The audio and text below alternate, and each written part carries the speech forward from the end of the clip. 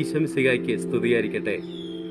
പഴയ നിയമത്തിൽ നമ്മൾ വായിക്കുന്നുണ്ട്, കുഷ്ഠരോഗികളും രക്തസ്രാവക രോഗികളുമെല്ലാം അശുദ്ധരാണ്, അവർ സമൂഹത്തിൽ ഒന്നിച്ച് ജീവിക്കുവാൻ പാടുള്ളവരല്ല, അവർ തനിച്ചായിരിക്കും എന്നൊക്കെ.